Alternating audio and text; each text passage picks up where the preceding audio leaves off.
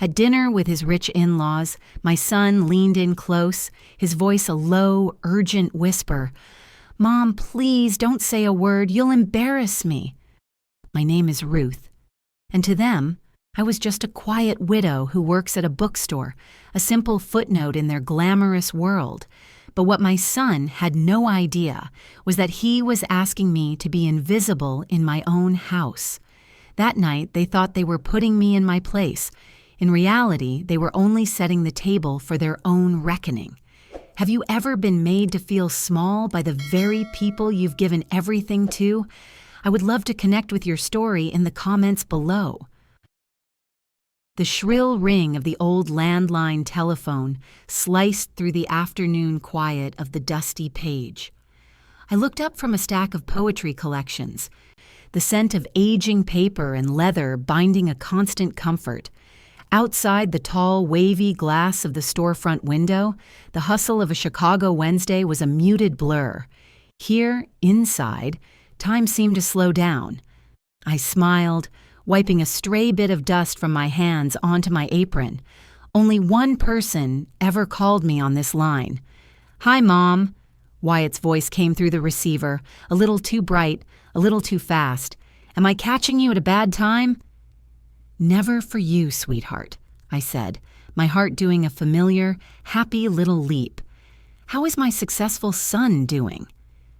"That's actually why I'm calling," he said, and I could almost hear the grin in his voice, even with the undercurrent of tension I couldn't quite place. I got it, the promotion, junior partner. A wave of pure, unadulterated pride washed over me. "Wyatt! Oh, honey. That's wonderful. I knew you could do it." I leaned against the counter, my mind already racing. We had to celebrate. Maybe I could bake his favorite lemon meringue pie. "Thanks, Mom. It's a big deal," he continued. "Listen, Harrison, my father-in-law is throwing a dinner for me on Friday night to celebrate, at the Ember Room. He wants you to be there." The Ember Room, of all the places. A small, secret smile touched my lips. "Of course I'll be there. I wouldn't miss it for the world."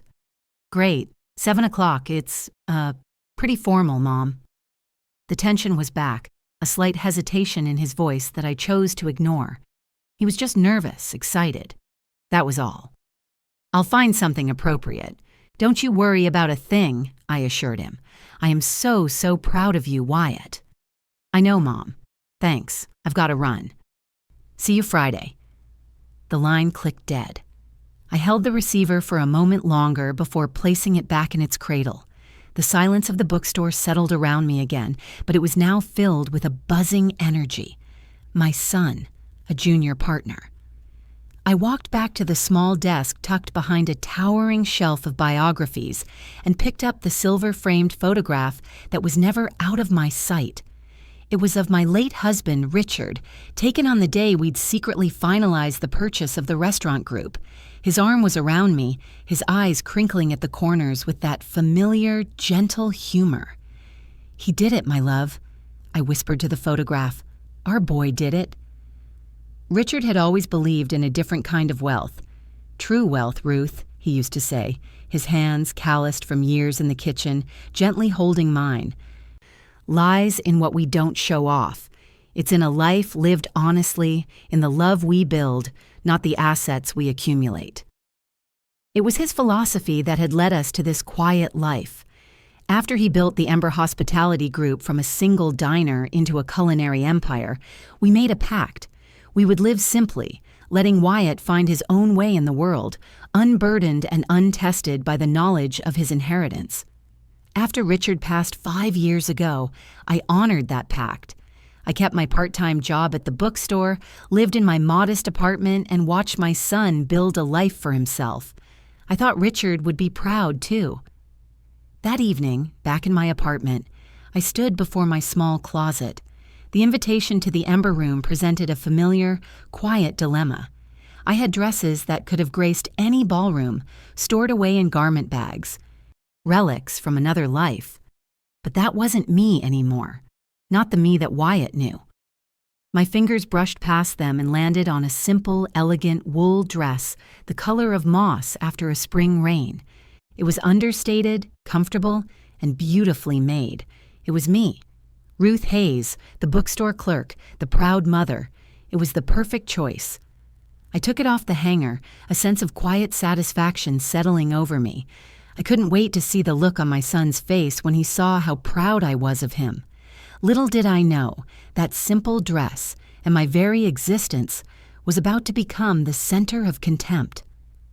Stepping through the heavy oak doors of the Ember Room on Friday, October 17, 2025, a sense of profound familiarity washed over me. It was the scent, a subtle blend of cedar wood smoke from the hearth, roasting duck, and the faint, clean aroma of starched linen that was our signature. It felt like coming home, but as a ghost, an invisible observer in my own life. My eyes instinctively scanned the grand hall, the soaring ceilings with their dark, exposed beams, the long mahogany bar gleaming under soft, recessed lighting, the quiet, confident hum of patrons dressed in their Friday best. I had to force a look of wide-eyed awe onto my face, the expression of a woman stepping into such a place for the very first time. It was a difficult performance. My gaze caught on a detail only I would notice. The grand floral arrangement on the host stand was filled with large, ostentatious white lilies. Richard had always insisted on orchids, just a few, perfect stems. He believed their silent, enduring elegance set the tone for the entire evening. This felt loud. A small, internal pang of loss mixed with a manager's irritation. "Mom, you're here." Wyatt materialized at my side, his smile a tight, rehearsed line across his face. His hands fidgeted with the cuffs of his impeccably tailored suit. He looked handsome, the picture of success, but his eyes darted around the room nervously, never quite settling on mine. "They're waiting for us," he said, his voice low and hurried, taking my elbow with a grip that was more steering than welcoming. He led me toward a large, secluded booth in the far corner, where his new family was already seated.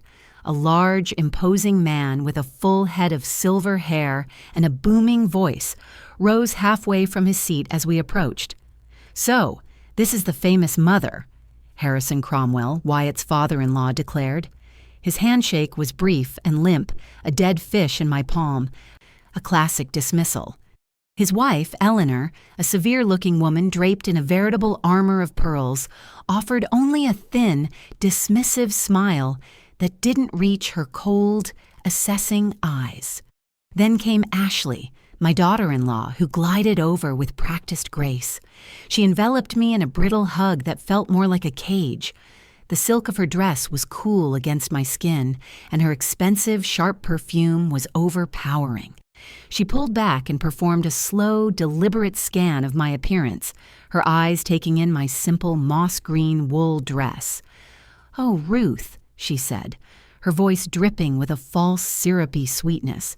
"You look so comfortable." The barb, though delicately wrapped in a compliment, landed exactly as intended. I felt a flush of heat rise to my cheeks, but kept my expression placid. I had faced down ruthless food critics and union negotiators. I would not crumble over a thinly veiled insult about my clothes. We were led to the table. Number 12, the best in the house, a corner booth offering both privacy and a panoramic view of the dining room. It was the table Richard and I had always called our own, where we celebrated every anniversary. The irony was a bitter taste in my mouth. I felt like an outsider in my own world, a tourist in the landscape of my most cherished memories. The conversation immediately flowed around me, a river of talk about stock portfolios, European vacations, and a new yacht someone had just acquired. I sat silently, a small island in their ocean of wealth and privilege. Just as the waiter, a young man with a nervous energy, approached to take our drink orders, Wyatt leaned in close, his body tensing. His breath was warm against my ear as he shielded his mouth with his hand. His voice was a low, urgent whisper that cut through me more sharply and painfully than any shout I had ever received. "Mom, please," he said, his eyes pleading, fixed on the pristine tablecloth. "Don't say a word. You'll embarrass me." My heart didn't just break. It shattered into 1,000 icy pieces, right here in this room built from Richard's dreams and my silent, unwavering support in the very heart of our shared legacy. My own son had just asked me to cease to exist. I sat there, a smile frozen on my lips, listening to their conversation wash over me like a foreign tide. The words were English, but the language was one of exclusion, a dialect of wealth I understood perfectly but could no longer speak. They spoke of ski trips to Aspen, summers in the Hamptons, the tedious wait list for the new Hermes bag. Each anecdote, each casual name drop was a carefully placed brick in the wall they were building between their world and mine, a wall designed to keep me firmly on the outside. All the while, my son's whisper echoed in my mind, a cruel mantra on a loop. "Don't say a word. You'll embarrass me." I obeyed.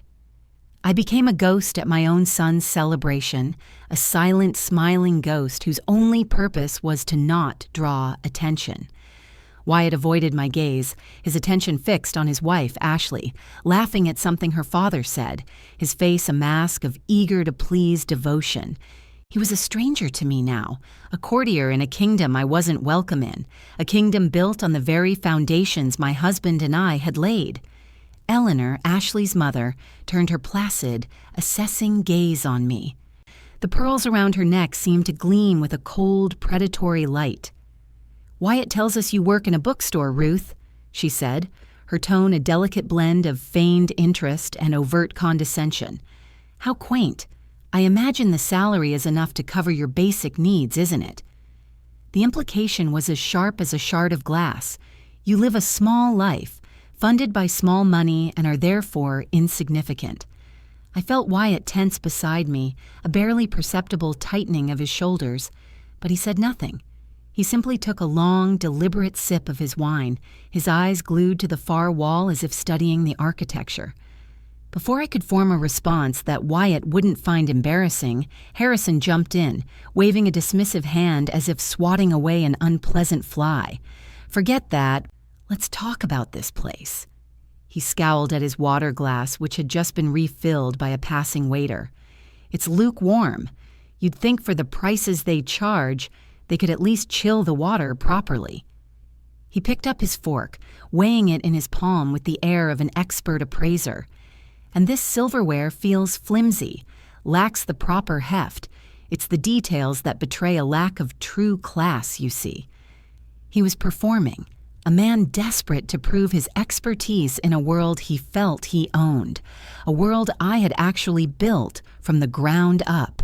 Wyatt, my son, my brave, intelligent son who had once scraped his knee and cried for me, simply nodded along like a puppet. "You're right, sir. The details matter." He didn't defend the restaurant. He didn't defend my husband's legacy. He simply agreed. His complicity, another invisible knife twisting in my heart. He had become one of them, so desperate for their approval that he would happily disparage the very source of the opportunities he now enjoyed. The assault was systematic, a series of small, invisible cuts designed to bleed me of my dignity. They spoke over me, their voices a united front of privilege. They directed questions to Wyatt about me as if I wasn't there, as if I were a piece of furniture or a senile relative who couldn't speak for herself. "Wyatt, does your mother still live in that little house out by the old mill?" Harrison asked, not bothering to look at me. "Must be a nightmare to maintain. Property taxes alone must be a struggle." Then Ashley delivered the deepest, most calculated cut of all. She placed her perfectly manicured hand on my arm, and her touch was as cold as her smile. "Ruth, dear," she began, her voice syrupy with a concern that was more venomous than any insult. "Wyatt and I have been talking, and we worry about you. A big house, all alone at your age. It's a lot to manage." She paused, her eyes wide with fake sympathy, letting the implication hang in the air like a foul odor. "We were looking into some wonderful senior living communities. The Willows, for instance. It has round-the-clock medical staff, social activities. You wouldn't have to worry about a thing. Wyatt met her gaze and nodded in solemn agreement, sealing the betrayal. It wasn't a suggestion. It was a verdict. It was the final crushing pronouncement. In their eyes, I was already a burden to be managed, a problem to be solved, an inconvenient relic to be put away and forgotten. From that moment on, I was no longer a mother attending a dinner party. I was a strategist on a battlefield, quietly gathering intelligence. The initial searing hurt hadn't vanished. It had crystallized into a cold, hard resolve that settled deep in my gut.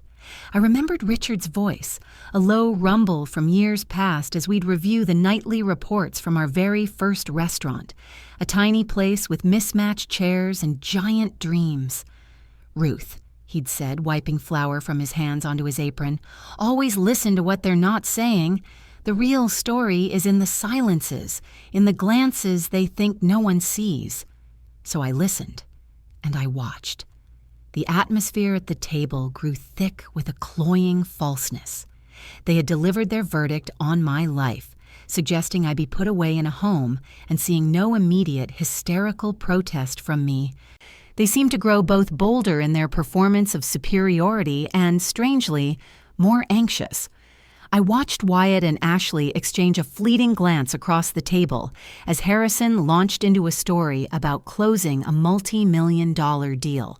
It was quick, almost imperceptible, but it was there, a shared electric anxiety.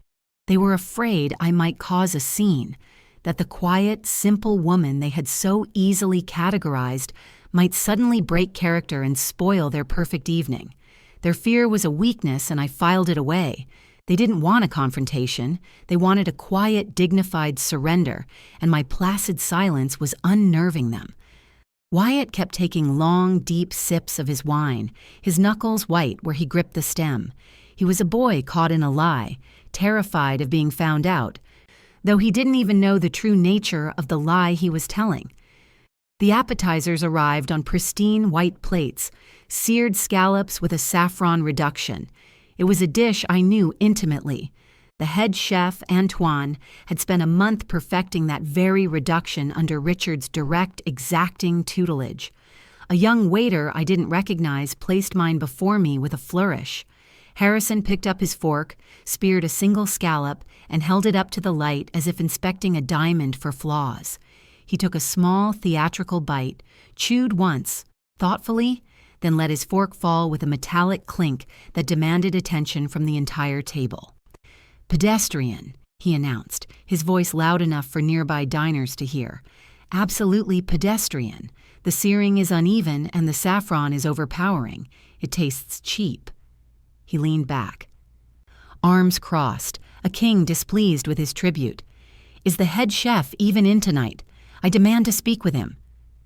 I saw him then for what he truly was, a man terrified of being seen as ordinary. His wealth was his armor, and he polished it constantly, loudly, for fear someone might see the deep, gnawing insecurity underneath. Just then, an older waiter approached our table with a water pitcher. Miguel. He had been with Richard since the restaurant was just a single, struggling diner in the West Loop, a place held together by hope and duct tape. His hair was more silver than black now, but he still had the same ramrod-straight posture and the quiet dignity that my Richard had so admired.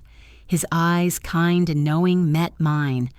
For a split second, a look of warm recognition and deep, urgent concern flashed across his face. He knew me. He knew who I was, and he knew this entire situation was deeply, fundamentally wrong. He almost opened his mouth to greet me formally. "Mrs. H." I gave the slightest, almost imperceptible shake of my head, a silent order he had understood from my husband 1,000 times before. He caught it instantly. His expression became a mask of professional deference as he addressed Harrison. "Is everything all right, sir?" Before Miguel could even offer a solution, Wyatt jumped in, his voice attempting a placating tone that was thick with his own humiliation. "No, Miguel, it's fine," he said. Then he turned to Harrison, and the words that came next were the final, definitive betrayal. "Dad's right," he said, the word Dad landing like a stone in my heart, a title of allegiance he had just transferred. "This isn't quite up to the Ember Room's standard. We'll just move on to the main course." It was then that I knew I had lost him. The boy I raised, the man whose future I had quietly secured, had now officially, irrevocably, chosen his side. Just as the cold weight of absolute isolation began to settle deep in my bones, a feeling as chilling and profound as the improperly cooled water in Harrison's glass, a pair of familiar eyes met mine from across the room. He was standing near the main service station, a bastion of calm amidst the controlled chaos of a Friday night service. He was ostensibly polishing wine glasses with a clean white cloth, but his gaze was fixed, a laser of quiet intensity pointed directly at our table. It was Miguel. His hair, once as black as polished ebony, was now more silver than not, a testament to the decades he had dedicated to this establishment. But he still had the same ramrod-straight posture and the quiet, observant dignity that my Richard had so admired. He was more than an employee. He was a living testament to my husband's philosophy. Richard had hired him over 20 years ago, seeing past the halting English of a young man new to the country, recognizing instead a kindred spirit in his unwavering dedication and his profound innate integrity. "That man has honor in his bones, Ruth," Richard had told me once. "He doesn't just do his job, he inhabits it." In a room full of strangers, one of whom was my own son, I had just found a port in the storm. The raw, aching pain in my chest didn't vanish, but it was suddenly joined by something else, something I hadn't felt all evening, a flicker of resolve. It was small, but it was there, a pilot light fighting against the encroaching darkness. Miguel finished with the glass in his hand, placing it on the rack with practiced care, and began to move towards our table with a water pitcher. His movements were economical and precise, a silent ballet of efficiency Richard had taught him. His path brought him directly to my side, a silent, deliberate approach. As he reached to clear the uneaten appetizer plates, his eyes met mine again, and in their dark, honest depths, I saw a storm of questions, of worry, of unwavering, unquestioning loyalty. He knew me. He knew who I was, and his gaze told me, in a language far clearer than words, that he knew this entire situation was deeply, fundamentally wrong. His mouth formed the beginning of a formal address, the respectful consonants already taking shape as he started to incline his head. "Mrs. H." I gave the slightest, almost imperceptible shake of my head. It was a silent order, a gesture of command he had understood from my husband 1,000 times before when a situation required subtlety over ceremony. He caught it instantly. His expression smoothed into a mask of professional neutrality, a subtle shift so masterful that no one else at the table would have noticed. He simply gave a fractional nod, a bare acknowledgement that he had received and understood the order, then collected the plates and began to turn away. "Is staring at the guests part of the service now?" Harrison grumbled into his wine glass, not bothering to lower his voice, ensuring the insult was heard. "Get on with it." Miguel didn't flinch. He didn't even stiffen. His dignity was an armor they couldn't pierce. He simply murmured, "My apologies, sir," and retreated with the quiet grace of a man who has weathered countless storms of ego and come out unscathed. I watched him go, feeling the first true spark of strength return to me. The amorphous ache in my chest began to cool, hardening into something solid and unyielding, a steel rod solidifying in my spine. Richard's legacy wasn't just in the woodwork and the carefully crafted menu, it was in the loyalty of the people he had treated with respect. That insult aimed at Miguel was an insult to Richard's judgment. It was an insult to me. I was not alone here. A few moments later, under the pretense of checking a message from my friend at the bookstore, a plausible action for the simple woman I was pretending to be, I pulled out my phone. My thumb, which had trembled earlier with a mixture of hurt and anger, now moved with a new, deliberate purpose over the cool glass screen. I bypassed my recent contacts and opened the full directory. My finger scrolled past familiar names until it landed on the one I needed, David Easton, General Manager. It was not a coded entry, not a secret alias. It was the name of the man Richard had handpicked to be his successor in the daily operations, a man whose loyalty was matched only by his formidable competence. My thumb hovered over the screen as I composed a new message, my heart beating a steady, determined rhythm against my ribs, a war drum for a battle only I knew was about to begin. I thought for a moment, choosing my words with the care of a general drafting a critical field order. It had to be urgent but not alarming, specific but not revealing. I typed, "David, I am at the Ember Room, table 12. Situation requires your presence. Be discreet." Each word was a weapon. The Ember Room, table 12, gave him a precise location. Situation requires your presence conveyed an undeniable urgency that he would understand was not to be taken lightly. And the final instruction, be discreet, was the most crucial of all. This was not to be a clumsy confrontation, but a surgical strike. I hit send. The message disappeared into the ether. A signal had been sent. A gear in a vast, silent machine had been engaged. I set the phone down on the table, screen down, a small black rectangle of dormant power. The blade was sharpened. The pieces were moving on the board. Now I just had to wait for the checkmate. Harrison, having thoroughly dissected the failings of the appetizer, seemed energized, ready to elevate his performance. He had established his credentials as a man of discerning taste, and now he was ready for the main event. He watched with an eagle's eye as Miguel and another waiter cleared our plates, his expression critical of their every move. He held his wine glass up to the light, swirling the deep red liquid, pontificating about its legs and bouquet, in a voice that carried to the neighboring tables. "You see, Wyatt," he instructed, though the lesson was clearly for everyone. Most people just drink wine. The true 1% understand it. It's a language. Last year in Tuscany, I had a private tasting with the vintner of a small batch Brunello. The story went on, a long, self-aggrandizing monologue about his own importance. Ashley hung on his every word, her expression one of rapt adoration, occasionally adding "How fascinating, Daddy." Wyatt, my son, listened with the intense focus of a student desperate to pass an exam, nodding and asking just the right questions to keep the performance going.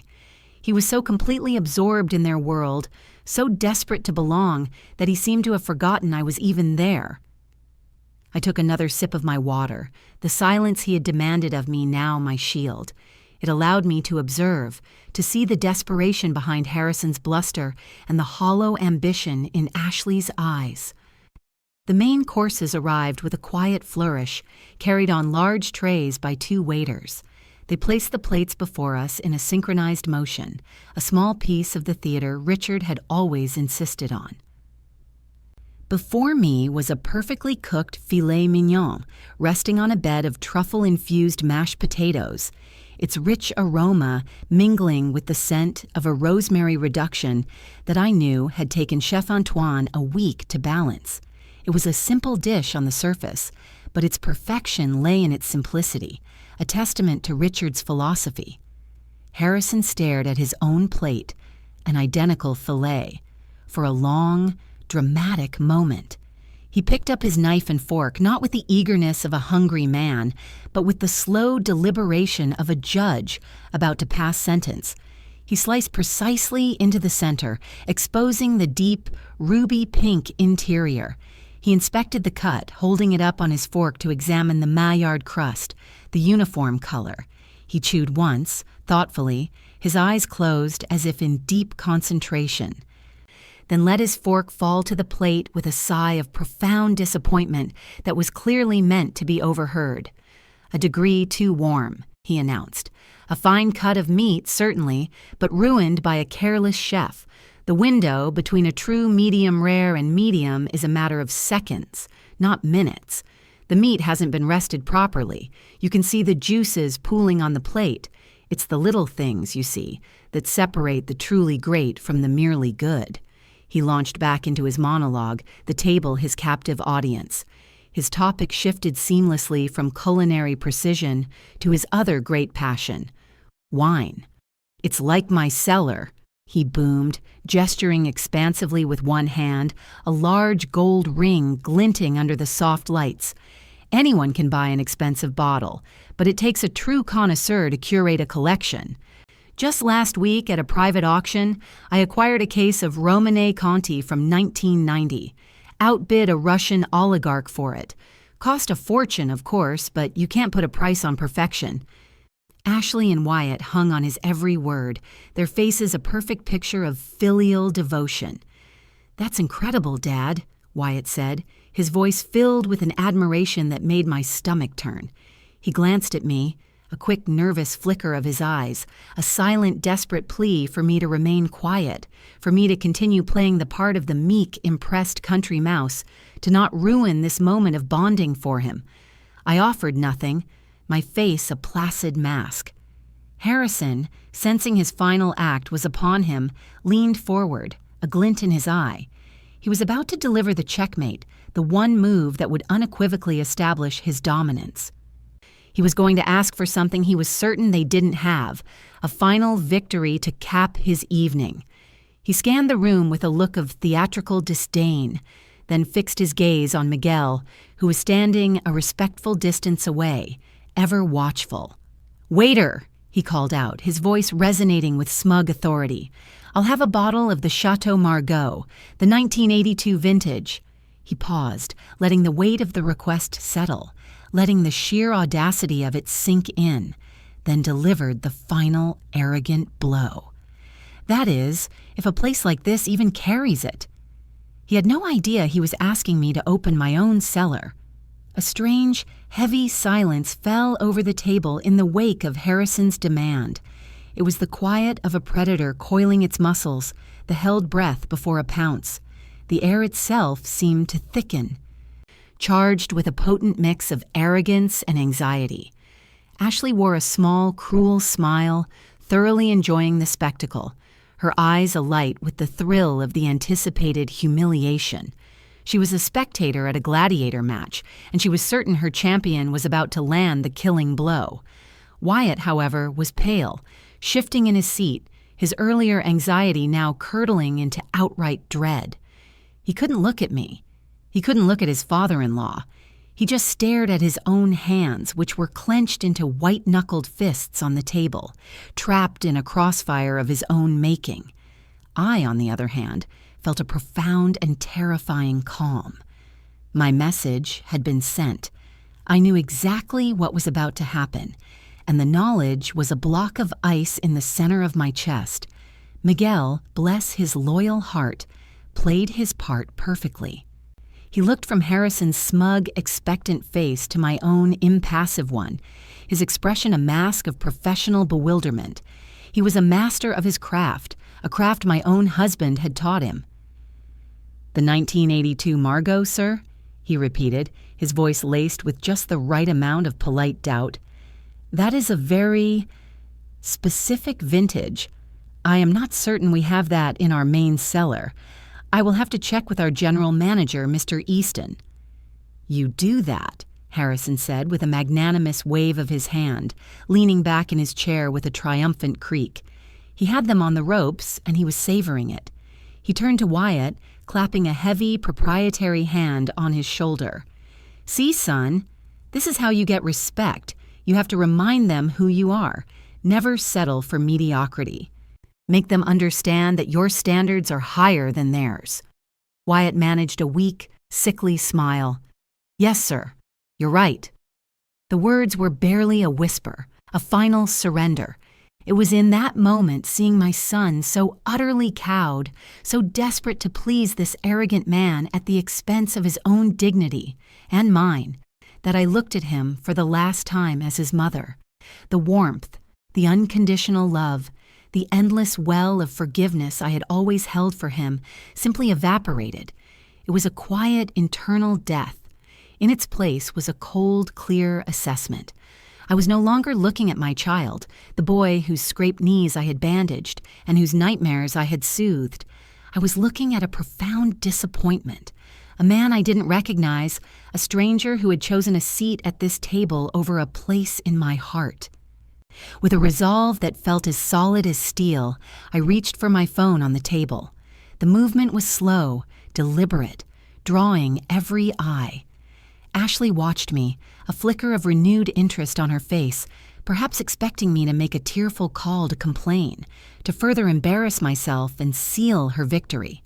Wyatt flinched, his eyes finally darting towards me, begging me to just let it go, to accept my defeat gracefully. I ignored them both. I unlocked the screen, my thumb steady and sure. I opened my messages and found the brief exchange with my orchid supplier.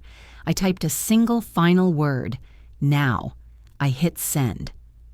Across the vast, softly lit dining room, a tall figure in a perfectly tailored suit detached himself from the shadows near the manager's office. He began to walk toward our table, his stride unhurried, his presence commanding an invisible yet palpable authority. The performance was about to begin. David moved with the graceful authority of a conductor stepping onto his podium, an invisible spotlight following him as he crossed the plush carpet. Each step he took was measured and silent, his presence creating a subtle but undeniable shift in the room's energy. The low hum of conversation at nearby tables seemed to dip as he passed, heads turning with a mixture of curiosity and deference. He was the living embodiment of the spirit Richard had infused into this place, an elegance born of confidence, not of noise, an authority earned through competence, not inherited by chance. He was the keeper of the flame. At our table, Harrison saw him approaching and visibly puffed out his chest. He smoothed the front of his expensive jacket and prepared his face into an expression of magnanimous displeasure. This, his posture screamed, was his due. The manager, having been alerted to the grave error of a substandard appetizer and an unavailable wine, was coming to beg forgiveness, to placate the most important patron in the room. Harrison was ready to be appeased, perhaps after a bit more condescending instruction on how a truly fine establishment should be run. He glanced at Wyatt and gave a small, self-satisfied smirk. The lesson in power was about to be demonstrated, but David's trajectory was not for Harrison. His gaze, sharp and focused, cut straight past the head of the table, past Wyatt's anxious, pleading face, past Ashley's curious, predatory smirk. His eyes were locked on me and only me, a beacon of loyalty in a sea of betrayal. He glided past Harrison as if the man were a marble statue, an inanimate object unworthy of notice, a piece of the restaurant's expensive but ultimately unimportant decor. The air around us grew thin and electric. The subtle shift in the room's atmosphere now focused entirely on our table, a silent vortex of impending drama. David came to a stop directly beside my chair, not at the power position where Harrison sat, but at my side, the place of the silent, forgotten, embarrassing guest. The entire table held its breath. Even the clinking of Harrison's wine glass, which he had just picked up, ceased. Then, in a gesture of profound deference that silenced every unspoken taunt I had endured all evening, David inclined his head. It was not the shallow nod of a subordinate to a difficult customer, but a deep, respectful bow from one peer to another, a gesture of fealty to the true monarch in the room. His voice, when he finally spoke, was calm, clear, and pitched perfectly to cut through the tension without being a shout. It was a voice accustomed to command. "Mrs. Hayes," he said, using the name that carried all the weight of this empire, the name that belonged to my husband and, through him, to me. My apologies for the delay. Absolute stillness descended upon table 12. Wyatt's head snapped towards me, his eyes wide with a confusion that was rapidly being consumed by a sickening, dawning terror. He looked from my face to David's and back again, his world visibly tilting on its axis. "Mrs. Hayes?" Harrison repeated, the name a disbelieving rasp that hung in the dead, silent air of the table. He looked from David's impassive face to my own, his brain refusing to process the information his eyes and ears were giving him. It was a glitch in his perfectly ordered universe, a calculation that produced an impossible result.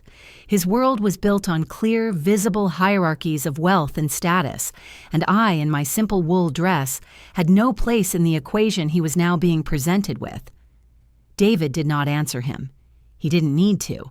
He simply gave a slight, almost imperceptible nod toward the service station, a gesture of quiet command. In perfect, immediate response, Miguel began to move toward us. He didn't walk with the brisk efficiency of a waiter, but with a slow, deliberate reverence usually reserved for a ceremony. In his hands he carried a gleaming silver tray. On it, resting on a bed of folded white linen, sat a single, dusty bottle, its dark glass and faded, elegant label, unmistakable even from a distance. Miguel stopped beside David and presented the tray as one might present a crown. The entire table stared at the bottle. It was an artifact from a bygone era, its authenticity declared by the slight bin soiling on the label and the deep punt in its base. Chateau Margaux, 1982.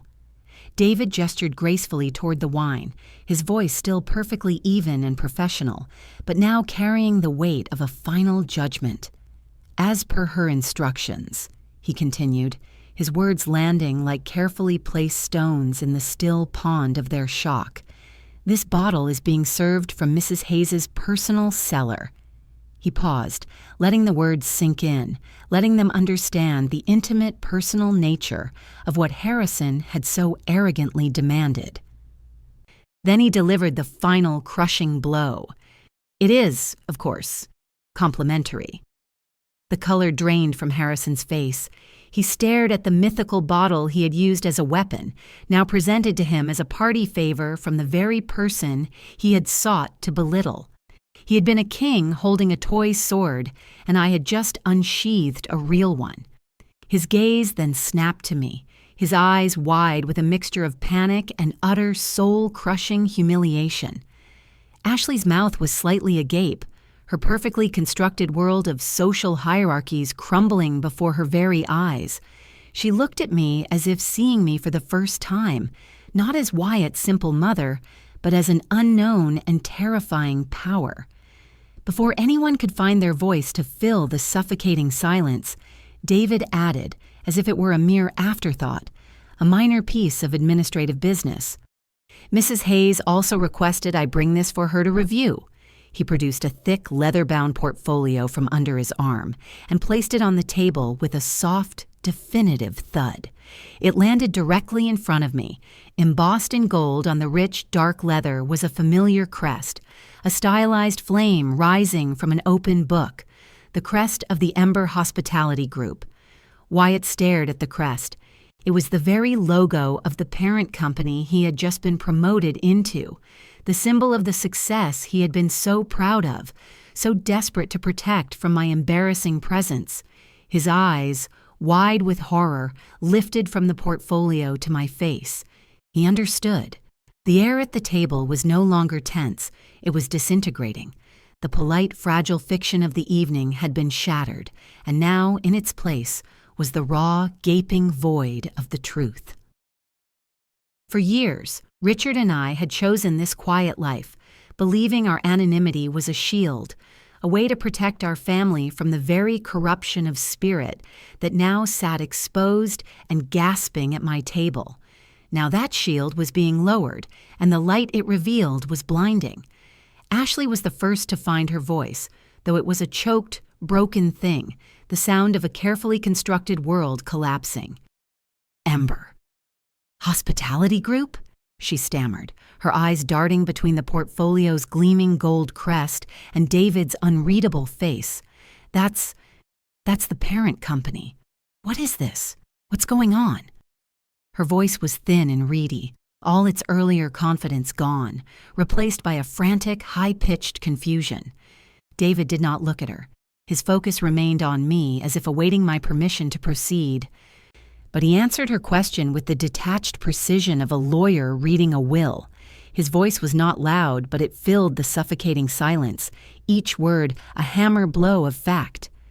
"Mrs. Ruth Hayes," he stated, his tone carrying a new, profound weight of authority, "is the majority shareholder and the silent chairwoman of the board for the Ember Hospitality Group. She inherited this position from her late husband, the founder, Mr. Richard Hayes." He then unclasped the portfolio. The sound was a soft, expensive click that echoed in the profound silence. He turned it so the entire table could see, revealing not just a few papers, but a dense collection of corporate documents. The pages were filled with crisp spreadsheets, architectural blueprints for future expansions, and legal agreements bearing the signatures of some of the most powerful men in the city. The top document was a title deed, clear and irrefutable. Harrison's face, which had been pale, was now a pasty, sickly white. All the blood seemed to have drained from it. He stared at the documents as if they were a death sentence, his own blustering performance now a pathetic memory. He had tried to play a king, only to discover he was a jester in the true queen's court. David, ever the professional, turned another page, his movements deliberate and unhurried. The page he revealed was a simple dividend report, a single sheet in a sea of complex financials. "And Mrs. Hayes," he said, his voice dropping slightly, drawing everyone in, a showman revealing his final, astonishing trick. His index finger, steady and sure, came to rest on a single, highlighted line item at the bottom of the page, a column of numbers that seemed to hum with an almost physical power. "As you requested, here is the report on this quarter's dividends, a sum of $750,000, awaiting your signature for transfer." The number hung in the air, obscene and impossible. $750,000. It was a sum so vast, so far beyond their world of petty status games and finance luxury, that it broke something in them. The last vestiges of their composure crumbled into dust. Harrison slumped in his chair, his shoulders collapsing as if the weight of that number had physically crushed him. Ashley let out a small, strangled gasp, her hand flying to her mouth. Wyatt just stared, his face a ruin of silent tears, the reality of his monumental, life-altering miscalculation finally and completely dawning on him. The silence was mine to break. For the first time all evening, I spoke. My voice was not loud, but in the dead stillness, it was a thunderclap. "David," I said, my gaze finally shifting from the documents to my son's ashen face, "I think we need to review a few of our investments, starting with my son's future." All eyes were on me. The shift was palpable, a physical change in the atmosphere of the room. A moment ago, their gazes were weapons of condescension and pity. Now they were the wide, stunned stares of people who had just witnessed a ghost walk through a wall. What I saw, reflected back at me, was no longer contempt, but a raw cocktail of shock, fear, and a dawning, horrified respect. The power, once held so arrogantly by Harrison at the head of the table, had bled out and pooled around me, a silent, unmovable center of gravity. I let the silence stretch, a weapon in itself, allowing them to suffocate in the vacuum their own egos had created. My gaze settled on Harrison first. He looked smaller now, deflated, the blustering wind knocked clean out of his sails. His hands, which had gestured so grandly all evening, were now clasped tightly in his lap, as if to keep them from trembling. "Mr. Cromwell," I began, my voice even and quiet, each word carefully chosen. "I do hope the wine is to your liking. It was the last bottle from my husband's private collection." I paused, letting him absorb the intimate, personal nature of what he had so arrogantly demanded. I wanted him to understand the sacrilege. He always saved it for truly special guests. The word hung in the air, a perfect echo of his earlier disdain. His face, already pale, turned a mottled, unhealthy shade of gray. He couldn't speak. He just stared into his glass as if it were filled with poison, his own arrogance now a bitter taste in his mouth. My eyes then moved to Ashley. She sat perfectly still, a porcelain doll whose strings had been cut. Her mouth was slightly open, her mask of sweet, patronizing concern shattered, revealing the naked greed and shock beneath. This was a calculation she had never made, a variable she could not comprehend. "And you, Ashley," I said, my voice softening with a chilling gentleness that was far crueler than any shout. "You were right. A woman my age should probably think about moving. A big house is so much to manage." I saw a flicker of confusion in her eyes, a desperate hope that I was somehow agreeing with her. I let the thought hang in the air for a beat before twisting the knife. Perhaps a penthouse overlooking Lake Michigan would be more suitable. "I'll have David look into some properties for me on Monday." She flinched, as if I had physically slapped her. The condescending pity she had offered me was now a weapon turned back against her own frantic, social climbing aspirations. She was speechless, her mind scrambling to reconcile the woman in the simple wool dress with the casual mention of a multi-million-dollar property. Finally, I turned to my son. Wyatt. He was staring at me, his face a ruin, streaked with tears of disbelief and shame. The boy I had nursed through fevers, the teenager I had guided through heartbreaks, the man whose success I had just celebrated, was broken before me. And in that moment, all the anger, all the calculated coldness I had been hoarding, dissolved into a wave of pure, heartbreaking pain. He was my son, and this is what he had become. "And you, Wyatt," I said, and my voice cracked, the sound of a heart finally shattering. "You were ashamed of me." I took a shaky breath, the truth of it a physical weight in my chest, a lifetime of love and sacrifice reduced to a moment of humiliation. "But do you know?" I looked him straight in the eye, forcing him to see the devastation he had caused. "Tonight, for the first time in my life, I am the one who is ashamed of you." A raw, guttural sob tore from his throat. He stumbled from his chair, his coordination gone, and fell to his knees on the plush carpet beside me. His hands reached for my arm, clutching at the fabric of my simple dress. "Mom, please, I'm sorry. I didn't know." He wept, his words a jumbled, desperate plea from a child who had just realized the magnitude of his transgression. I looked down at the top of his bowed head, at the son who had bartered his mother's dignity for a seat at this table, and with a coldness born of unimaginable pain, I pulled my arm away from his grasp. The silence that followed my words was more devastating than an explosion. An explosion is loud and quick, a violent release of energy that is over in an instant. This was the opposite. It was a slow, crushing pressure, a vacuum that sucked all the air and sound from our corner of the universe. The distant clatter of cutlery from another table, the soft murmur of patrons unaware of the drama unfolding, all seemed to be sounds from another world, muffled and insignificant. Here, at table 12, there was only the deafening quiet of shame, the heavy weight of shattered pride, and the final irrevocable death of a family's grand illusion. David stood silently behind my chair, a sentinel guarding a queen on her throne, his stillness a testament to his loyalty. All the power in the room, once held so arrogantly by Harrison at the head of the table, had bled out and pooled around me, a silent, unmovable center of gravity. Harrison was the first to move, the blustering, arrogant man from an hour ago whose booming voice had filled this space with his own self-importance, was gone. In his place was a shrunken, gray-faced old man. He rose from his chair with a slow, pained effort, as if his bones had suddenly become brittle, and his expensive suit now weighed 1,000 pounds. He did not look at me. He did not look at his son-in-law, a broken figure on the floor.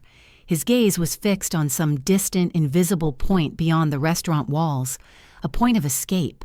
He simply reached for his wife's hand, his movements stiff and robotic, and pulled her to her feet. Eleanor, who had been a statue of silent judgment all evening, now looked like a frightened bird, her face a mask of horrified disbelief. Without a single word, they turned and walked away from the table. Their retreat was not a dignified exit.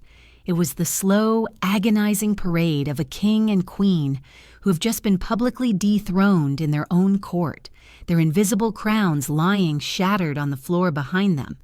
Ashley remained frozen for another 10 seconds, her mind visibly racing, a frantic calculation of loss churning behind her beautiful, predatory eyes. She was trying to find an angle, a way to salvage something from the wreckage, a path to spin this disaster. She found nothing. Her carefully constructed world, her strategic marriage, her entire future had just been liquidated before her very eyes. Her beautiful, predatory face twisted into a mask of pure, unadulterated contempt. Her eyes didn't flicker towards me. They locked onto Wyatt, still a crumpled heap on the floor. The look she gave him was a final judgment. It was not a look of shared grief or mutual support. It was the look of a captain whose ship has just sunk, aimed at the helmsman who had steered them directly into the iceberg. It was a look of utter, final blame. She stood, smoothed down her shimmering dress in a gesture that was almost comical in its futility, and walked away without a backward glance, her heels clicking an angry staccato on the polished floor. The social contract was broken. The marriage was over. Now it was just the two of us. My son, kneeling on the floor of my restaurant, and me, sitting at the table he had brought me to as an embarrassment. The distant clatter of cutlery and the low murmur of other diners were sounds from another universe. Here, there was only the sound of Wyatt's ragged, heartbroken sobs, the raw, ugly sound of a man's world completely and utterly coming apart. Finally, he looked up. His face was a mess of tears and despair, the face of a little boy who has just broken something precious beyond repair. His eyes, red and swollen, searched mine, desperately looking for the familiar, endless well of maternal forgiveness he had taken for granted his entire life. His voice was a raw, pleading whisper. "What can I do?" he begged, his hands reaching out but not daring to touch me again. "Mom, what can I do to fix this?" I looked at him, the son I had loved more than life itself, the man who had traded me for a seat at a fancier table. I felt the last echo of that love, a dull, phantom ache in a place that was now hollow. And then I spoke the only truth that was left. Nothing. I watched him stumble away, his broad shoulders, once a source of my pride, now slumped in a defeat so total it offered no satisfaction, only a profound, hollowing ache. The heavy doors of the Ember Room swung shut behind him, a final, definitive sound that left David and me in the quiet eye of the storm I had created. The restaurant around us continued its nightly symphony, the soft clink of glasses from distant tables, the murmur of hushed conversation, the distant rhythmic sizzle from the open kitchen. But our table, number 12, was an island of profound silence. The wreckage of a family lay scattered among the breadcrumbs and wine-stained napkins. Richard's philosophy, the very bedrock of our lives and this business, had always been simple. Character is forged in the fire of adversity, not handed on a silver platter. He believed in hard work, in earning your place, in the quiet dignity of standing on your own 2 feet without the prop of a name or a fortune. For years, blinded by a mother's love, I had secretly undermined that philosophy, weaving an invisible safety net of money beneath the son I loved too much to let fall.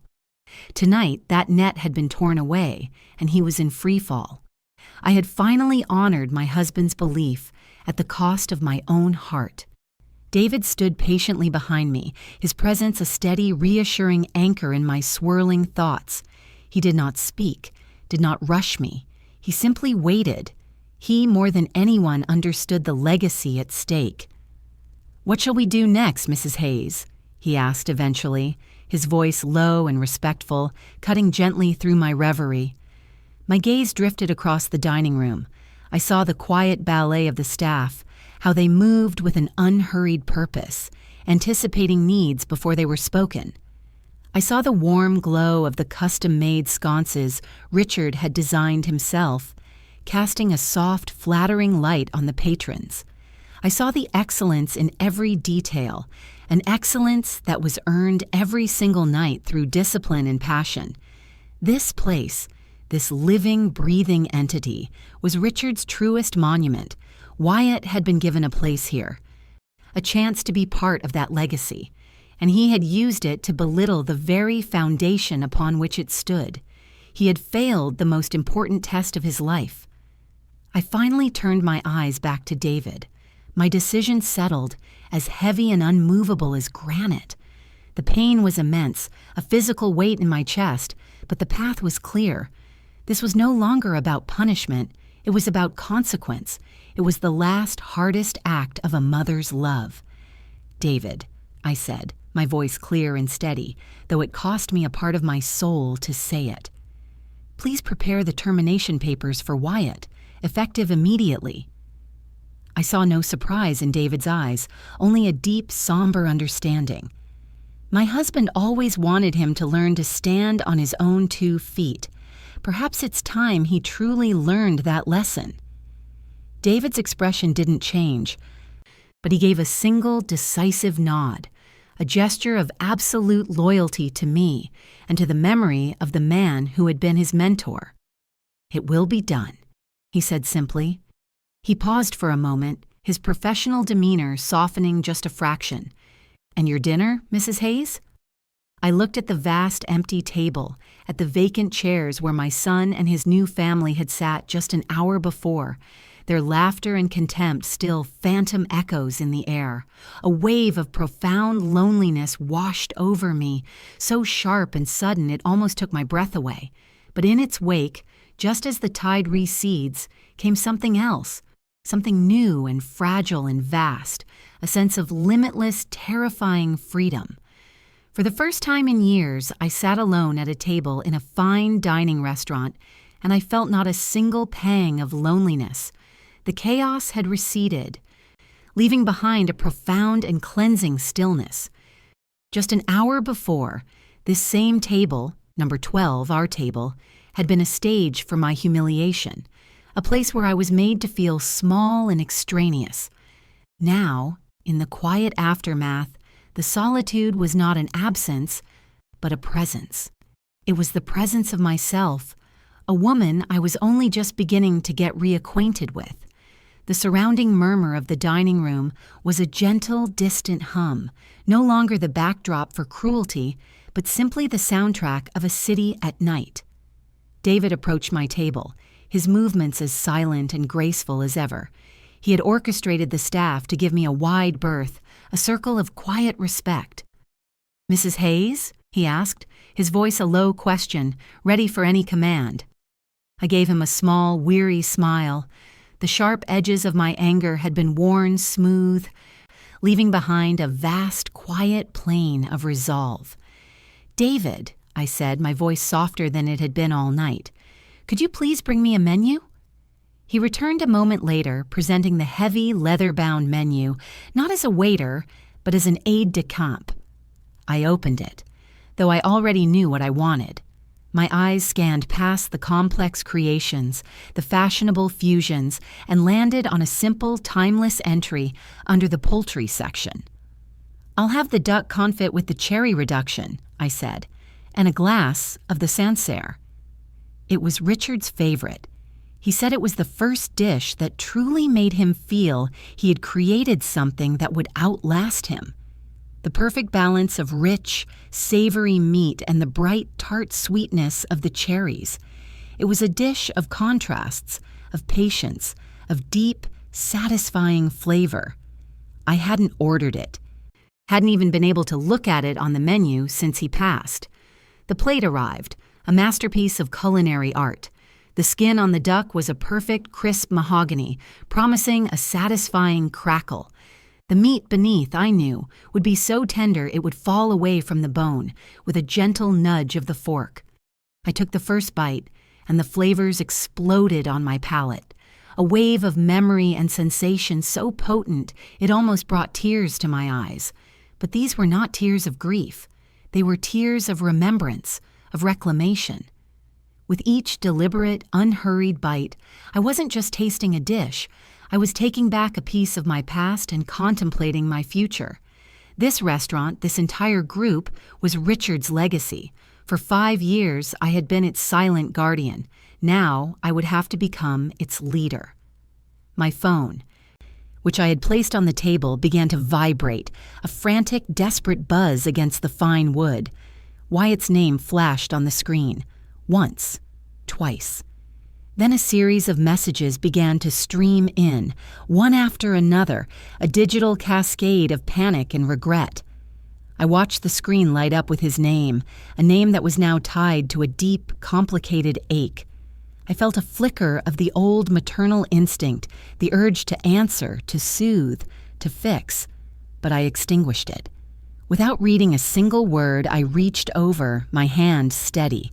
I pressed the button on the side, silencing the frantic buzzing. Then I turned the phone over and placed it face down on the starched white linen napkin.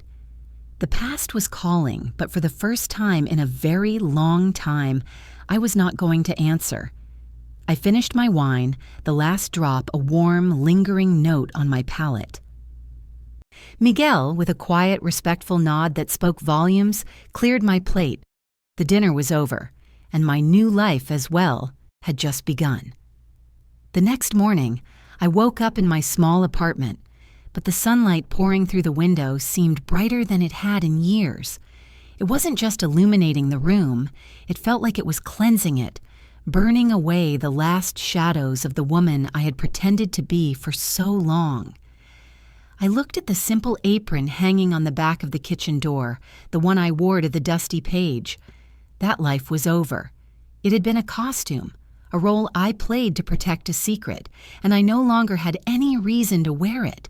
The peace I felt was profound, a stillness that came not from a lack of conflict, but from the resolution of it. My hand was steady as I picked up my phone. I didn't hesitate. I dialed David's private number. He answered on the first ring, his voice crisp and professional, but with an underlying warmth. "Good morning, Mrs. Hayes." "Good morning, David," I replied, a new energy in my own voice. "It's time. Please call an emergency board meeting for this afternoon. I will be taking my seat." There was a brief, respectful pause on the other end of the line. "Of course, Madam Chairwoman," he said, the title sounding natural. "Correct. What are your first orders?" An idea that had been a vague, distant dream for the last 5 years suddenly came into sharp, perfect focus. It was the truest way to honor Richard's legacy, to turn the pain of last night into something meaningful. "I want to establish a foundation," I said, the words feeling more right than anything I had said in a long time. "The Richard Hayes Foundation. It will be dedicated to finding and funding young, talented chefs from underprivileged backgrounds. We will provide scholarships, apprenticeships, and the mentorship they need to build their own futures. It's what he would have wanted. His success was built on a single chance someone gave him. It's time we paid that forward." "An excellent initiative, Madam Chairwoman," David said, his voice filled with genuine approval. "I will have the legal team draft the initial charter immediately." That afternoon, I walked through the gleaming glass doors of the Ember Hospitality Group headquarters. The sleek, minimalist lobby of steel and marble was a world away from the dusty, comforting clutter of my bookstore. But it felt right. This, too, was my home. When the elevator opened onto the executive floor, the entire board was already assembled in the glass-walled conference room, standing respectfully. They were powerful men and women, titans of Chicago's business world, but today they waited for me. I walked to the head of the long, polished table, to the single empty chair at its head, the chairman's seat. Sitting there, looking out at the panoramic view of the Chicago skyline, I felt a sense of belonging I hadn't realized I was missing. On the table in front of me, David had placed a single object, a new, elegant silver frame. Inside was the photograph from my desk at the bookstore, the one of me and Richard on the day our empire became a reality. I looked at his smiling face, at the light in his eyes, and a true peaceful smile touched my own lips. For the first time since he had gone, I felt I was truly and completely honoring his legacy. Wyatt's story would be his to write.